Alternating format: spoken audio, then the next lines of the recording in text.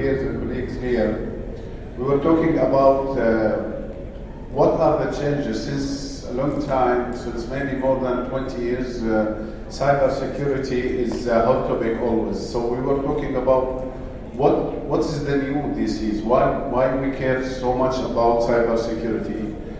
We were discussing, as a telemarketing calls we receive maybe every day, one call about forex trading, one call about cybersecurity, and one call about AI services in general. So I would like to start with I know I came from a background in security 20 years ago, and I work as a group CIO with different, like 8 sectors of different industries. And still, cybersecurity is the hot topic since a long time. Maybe about the complexity of infrastructure, maybe about the different connectivity between cloud, hybrid, mobile. After COVID, now the remote working is as a risk. So I like to arrange our discussion here, like what are the challenges, and we look at it from the security part as what are the risks, and what is the mitigation in innovation way. So if we can start with Aus about how you feel, or one of the most challenges in scaling security right now. What's the new? Thank you. Before I start talking about this question, maybe a bit of background. I manage cybersecurity in IT as well as media operations in MEC Group, Middle East Broadcasting Center. We broadcast dozens of TV channels on air, we have a video on demand platform, media production assets. And if you ask me what has changed, is simply the expanded attack surface. Today our footprint is overcomplicated, has expanded. Days of having your servers protected behind a perimeter firewall, DNZ zone, way can know, but I mean, COVID did help in speeding up the migration into new paradigm shift, which is having the ability to work from anywhere. And cloud and AI as well expanded this transformation. Today, your users, your partners, your ecosystem expect you to be operational across multiple clouds, hybrid environments, which means your data assets, your critical assets are scattered all over the place. How do you ensure centralized visibility? How do you maintain control over this expanded attack surface? Knowing that AI, whether we like it or not, made it easier than ever to novice hackers and teenagers to write ransomware as a service. 0 days are expanding, and the number of CVEs we're dealing with astronomical. It's getting too difficult to manage cybersecurity 24. Okay, what about, if you allow me also to ask you, since you are working in an environment where you need to satisfy a lot of uncontrolled customers, so how do you manage between making sure everything is secured and at the same time it's accessible and simple to be accessed? So this is like some difficult formula needed to be done from the top management down to the IT. It's not easy, but it can be done. I mean, it's all down to your risk management framework, your risk appetite, and then what kind of security framework do you maintain. At MDC, we follow this CSF, the cybersecurity framework with 5 pillars, 5 capabilities, which means as a data custodian, you need to take care of PII data, the personal identifiable information, encryption at rest, encryption in transit, and whenever there is a data breach, you are required by law to notify the data subjects and regulators. So between cybersecurity controls, regulations, and data protection process procedures, you can maintain it. Yeah, thank you. Abhinav, I know to add it more difficult on your side, you work in the healthcare industry. So besides the normal security which we have as a headache in the guys, in the field of security, you have something else as compliance. So how this compliance as a challenge appear in the medical industry, and it's the same time it's something about keeping your customers, which could be your patients, data secure. How you are managing this? First of all, thank you. I hope I'm audible to the end.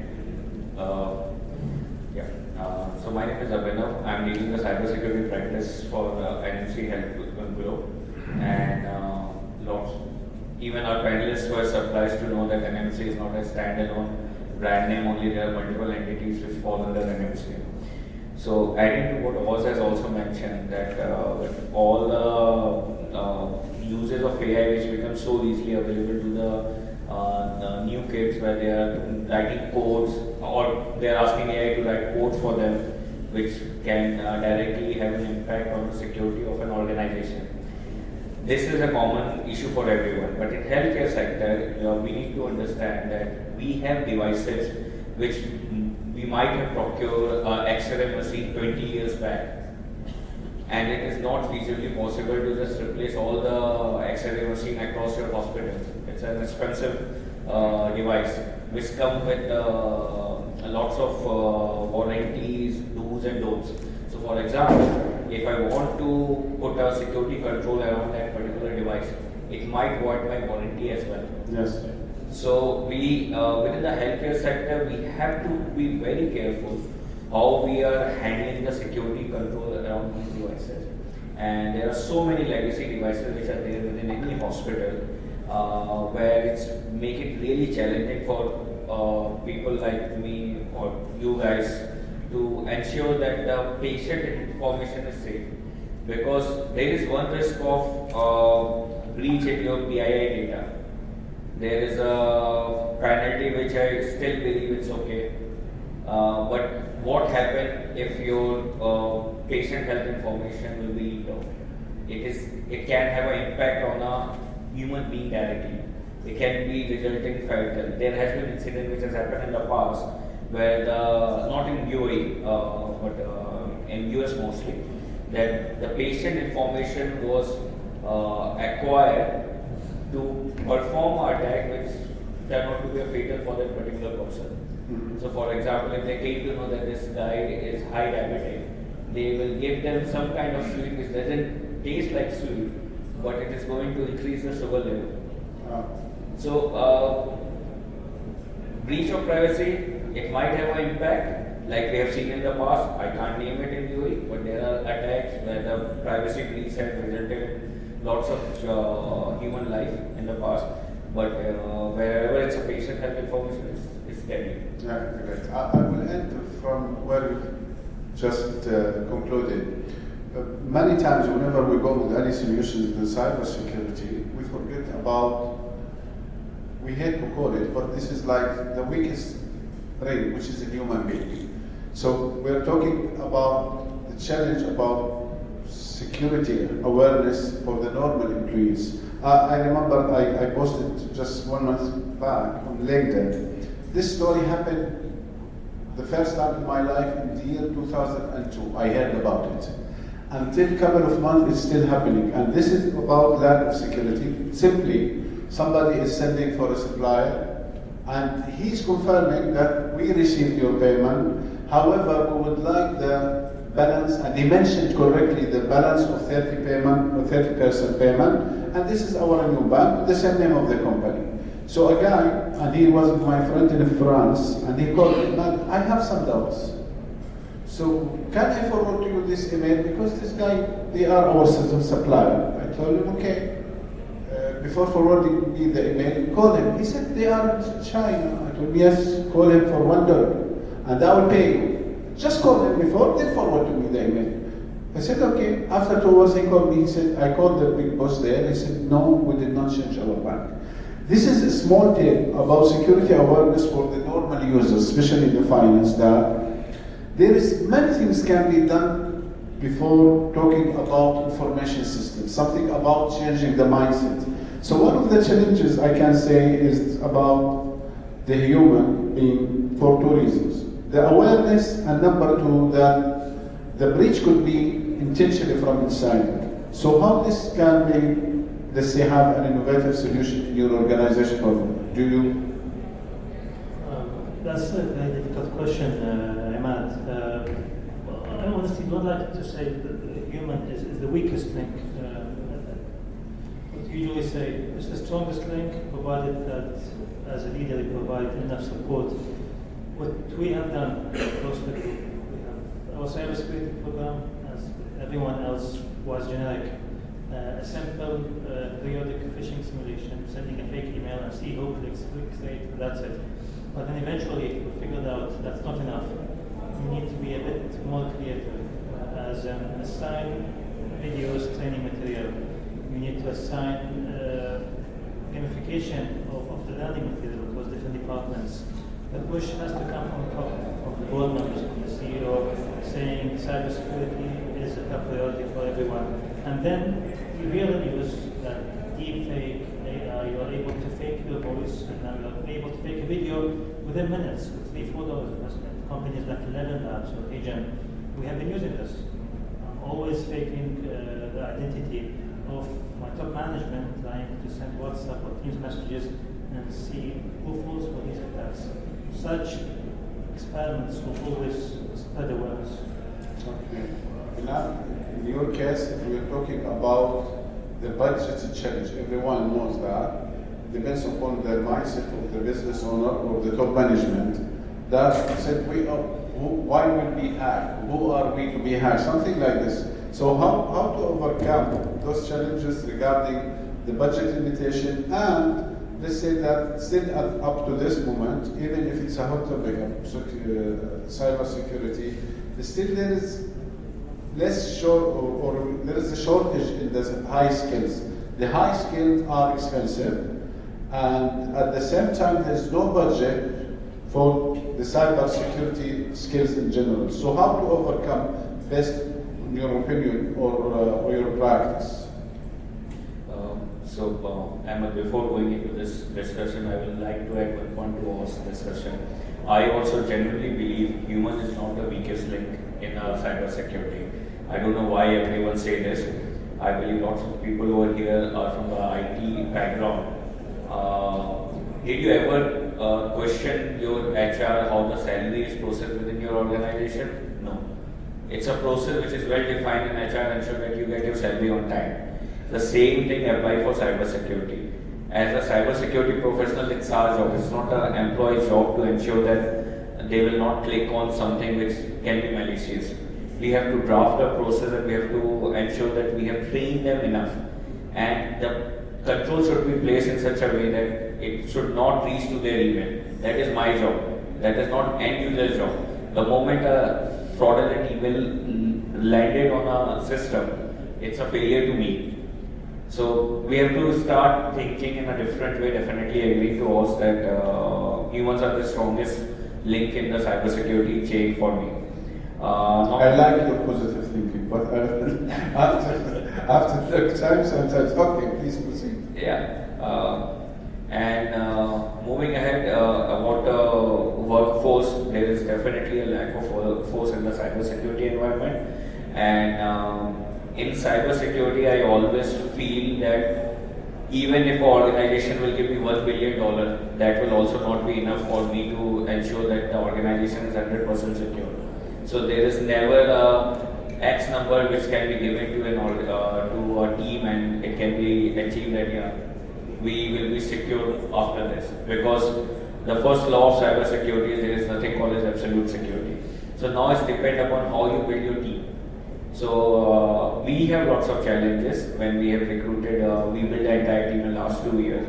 And how we approach is we identify the people who might not have the very specific skill set, but they understand cybersecurity in principle and they are keen to work. I always go for whether it's a vendor or whether it's hiring a new employee, if they are keen to work, if they are keen to learn.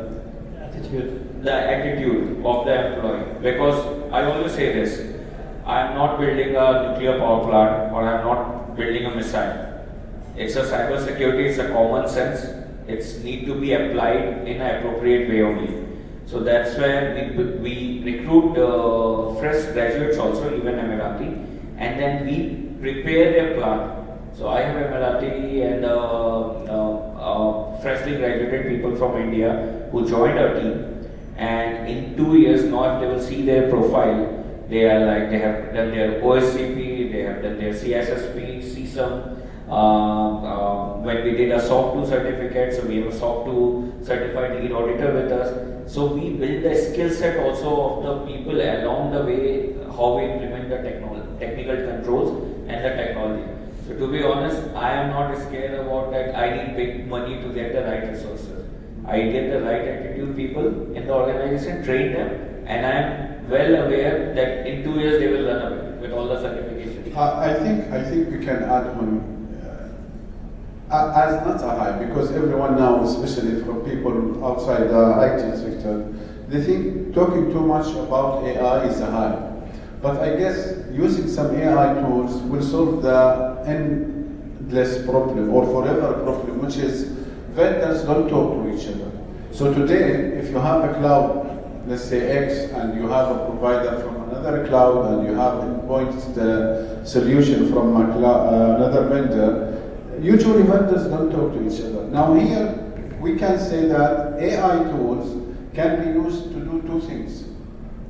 From one side, it will speed up the process about threat analysis to see that is this really a threat, or is it only a false positive?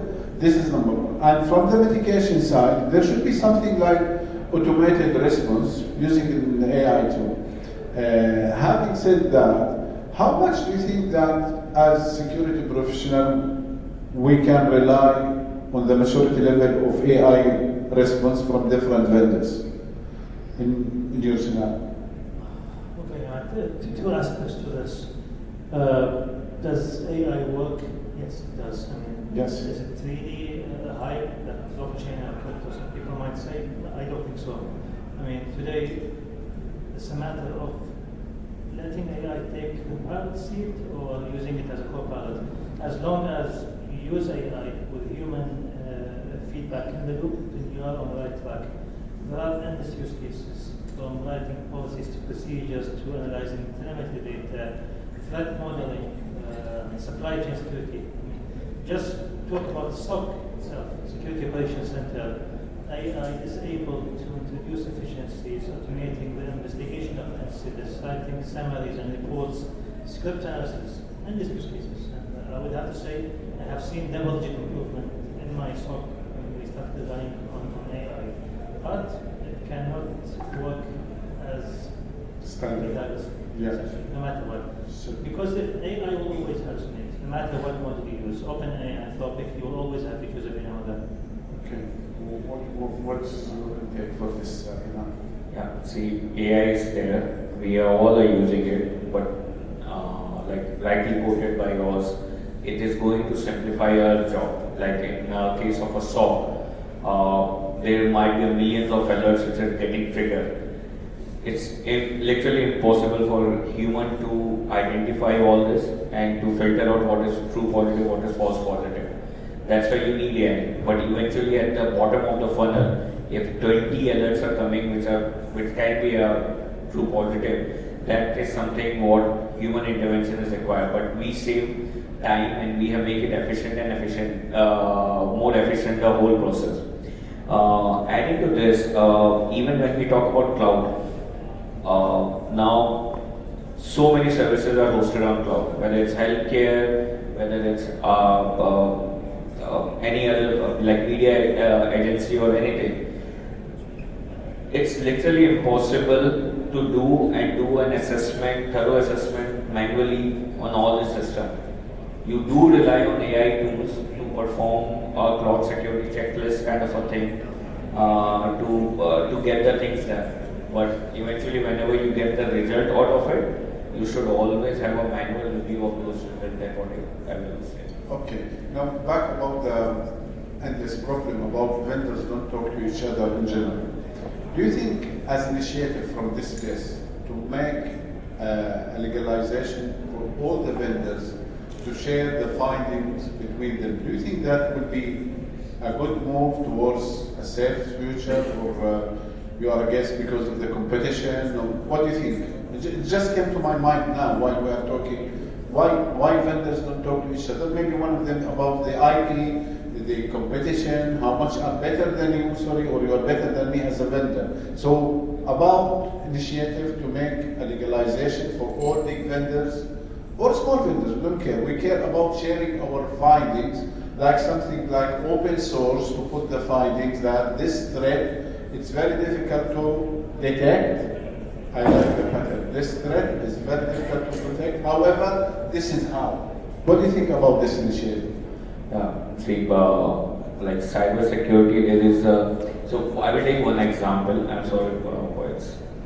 When you clear an exam or when the exam results are announced, you will not see that they will take out the result and put it on the notice board, because there will be certain people who will fail. So there is an embarrassment also associated with the results. So what I feel when it comes to cybersecurity and flaws within an organization, they are hiding behind a false assumption that they are secure by not disclosing their weakness to the world, because they believe that the moment they will go and discuss with others, this will become a common topic for people to talk about it. And it's always true. Like I can be your best friend ever, but your best friend will be yours. So what I told you are going to pass on the information. But even after saying so, we also know that the hackers are joining hands. Yes. They are sharing information with each and they are using AI tools. They are using AI tools, cloud services. There is so much misconfiguration happening on the cloud that they are using all this combined effort. They make a combined effort to compromise the organization.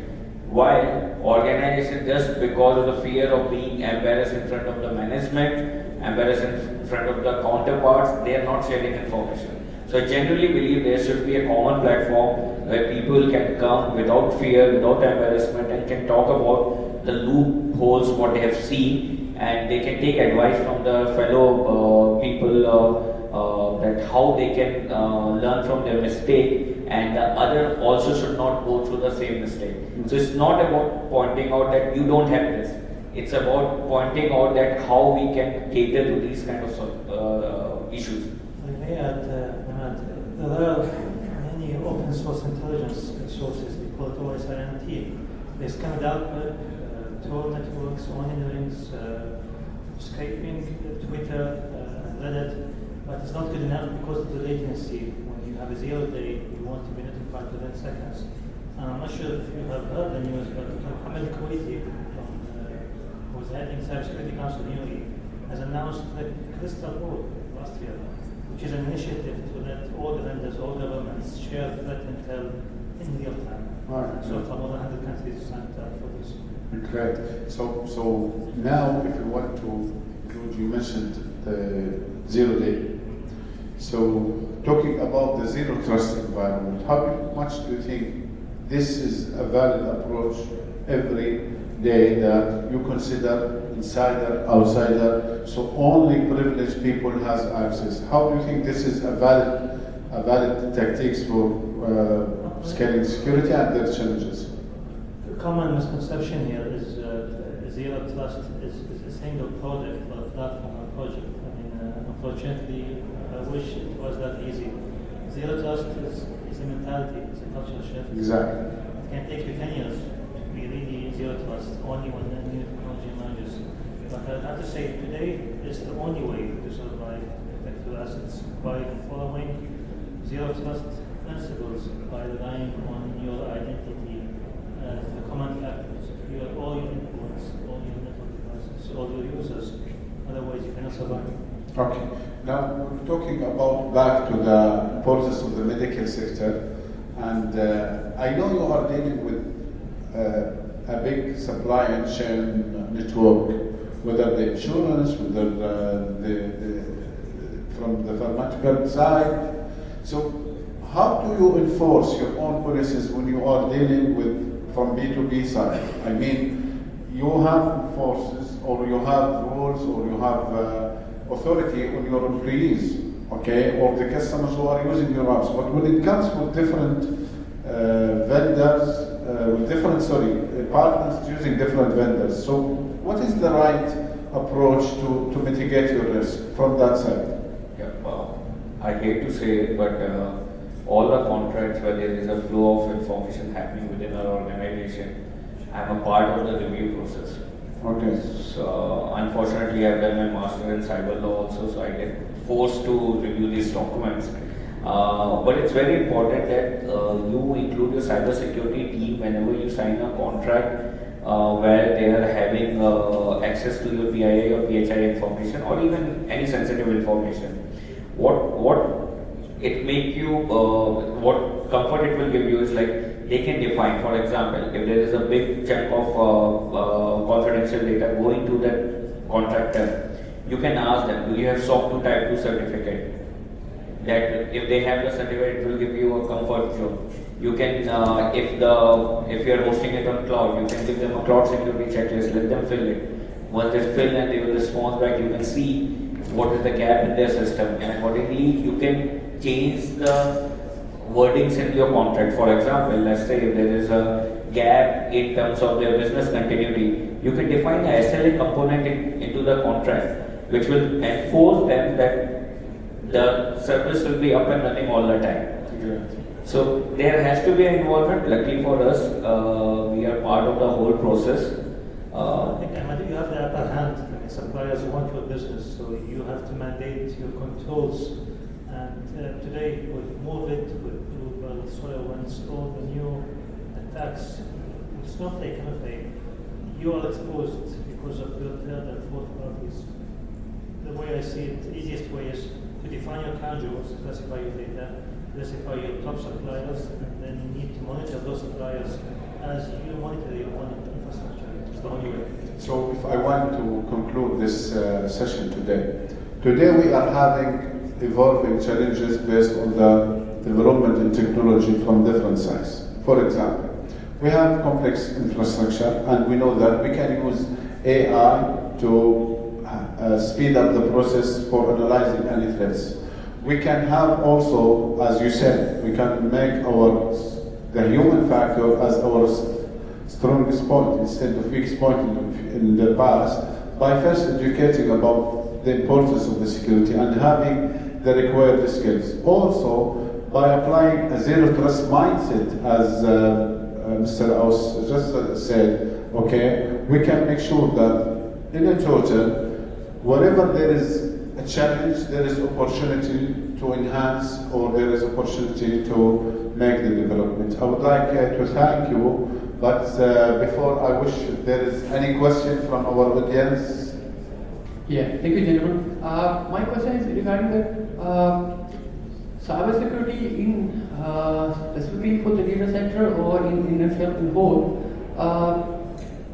What do you think about that? If we our cybersecurity data centers can be breached or compromised by any source, so do we have any plan B in terms of data centers? And how can we just run our data center in a very less downtime? And other question is that, so what do you think about any strategy about how the cybersecurity attack or from a different source, like I just shared with you a company in Saudi, a very well-known company in the world, so they were breached by to their network from attack from a drone, and that drone attack was hit their premises, and there was that some other kind of hazard was there. And so what do you think about that in that kind of security? A very complex question. I mean, what's unique about data centers is you need to cover physical security elements as well. You have CISOs and CSOs, and as any typical data center. So you have firewalls, you have internet gateways, but then you have building management systems, you have sensors, you have IoT and OT. If you cover the physical security elements and then you invest in your business continuity, you're sorted. I don't believe it's a very complex problem to solve.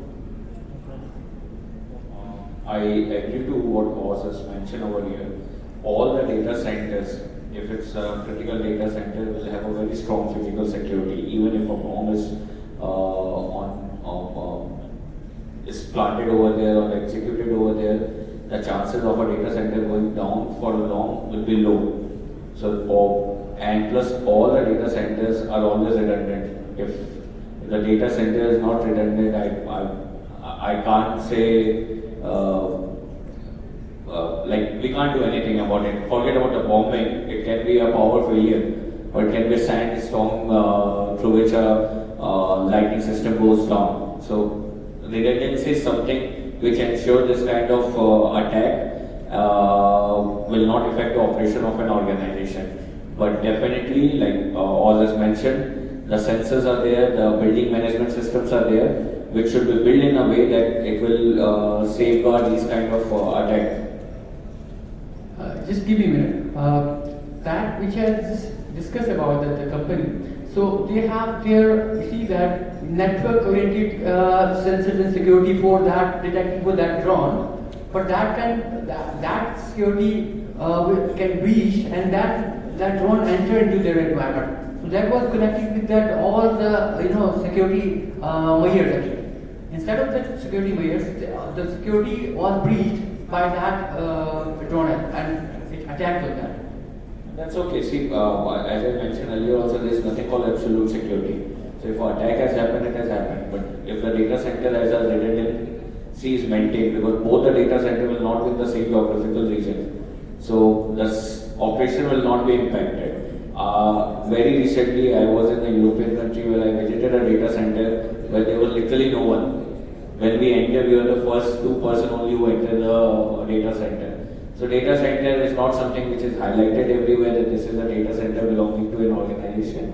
And second, you can't do anything about these kind of scenarios. During the COVID war also lots of data centers we have lost, but again the backups were there. If you allow, just a quick, if we are talking about physical security from the other part, and it's very critical data center. I remember I was in a military data center where you cannot have any Wi-Fi signal.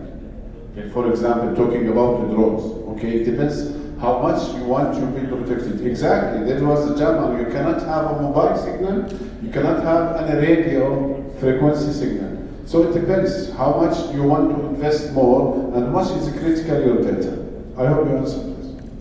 All right, thank you very much, Mr. Taha. Excuse me. Yeah. I have a question if there's time. Yes. This question is specifically to Abhinav, and I'll try to keep it fast. Regarding the GDPR and HIPAA compliances from a medical perspective and the complexity when you have to align with vendors, how do you take additional measures to make sure that the information is protected? Because it's not a framework, right? It's a compliance. See, to be honest, if my operation is within UAE, I don't have to care about both the compliances, neither HIPAA nor GDPR. But you do have European nations, let's say, who are traveling back, right? So that If they are traveling back, yes, but we have our own data protection law of UAE, which is indirectly linked to GDPR for sure. And all the controls which are there, it's in place. Plus, whenever we do anything where the patient information are stored, we ensure that the basic baselining is done against all the standards, so whether it's GDPR, HIPAA, or ADGM data privacy, or the data protection law of UAE. Also, there is consultancy services, compliance as a service right now. So you can subscribe and they will do this job on your behalf. Yes. So basically, if you know your LOPA, record of processing, then your life becomes easier when it's come to compliances. Thank you. That was a fantastic panel on the cybersecurity scaling. Thank you, Mr. Taha. Thank you, panel.